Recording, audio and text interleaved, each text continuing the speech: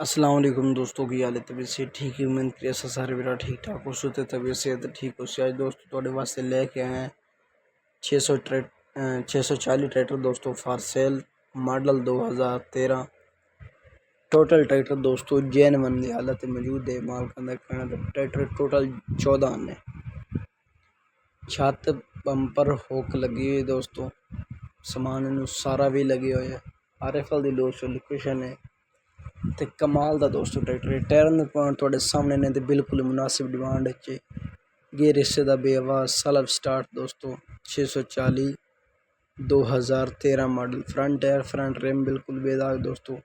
दूसरी साइड की look wise check कर सकते हैं। सेल्फ स्टार्ट है जिमीदार दोस्तों ट्रैक्टर चला हुआ है। जिमीदार दी मौजूदा लोकेशन घर खड़ा है चेक करो जी। दोस्तों दी बैक लुक कमाल दा दोस्तों ट्रैक्टर है।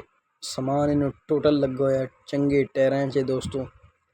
सेल्फ स्टार्ट जिमीदार दोस्तों ट्रैक्टर चला हुआ है। जिमीदार दी मौजूदा लोकेशन घर खड़ा है। गियर सीधा बेआवाज़ रंग टोटल JN1 दोस्तों। अच्छा कोई दूसरी साइड की गल करिए लोकेशन RFL ते गल करिए दोस्तों मालिक का नंबर तो बायो च मिल जासी। गल करिए दी डिमांड दी तो मालिक की डिमांड कर रहे हैं 20 लाख रुपये। मौके पर कोई माड़ी मोटी कमी पिछू जैसे मजीद मालिक रबता करके तो मालूमात दोस्तों ले सकते हैं। इस वीडियो ने चाहना इजाजत तक ले नई वीडियो ने थोड़े नाल सान भाई मुजफ्फर तो यूट्यूब चैनल रात ट्रैक्टर फॉर सेल है दोस्तों।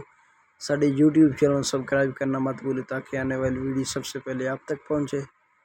और दोस्तों किसी दोस्त को गाजी ट्रैक्टर हो 2020 तो लैते 21 मॉडल तक 20-21 मॉडल हो चंगा साफ सुथरा ट्रैक्टर हो दोस्तों। उस बंदे मैनू कमेंट च अपना नंबर देना है लाजमी।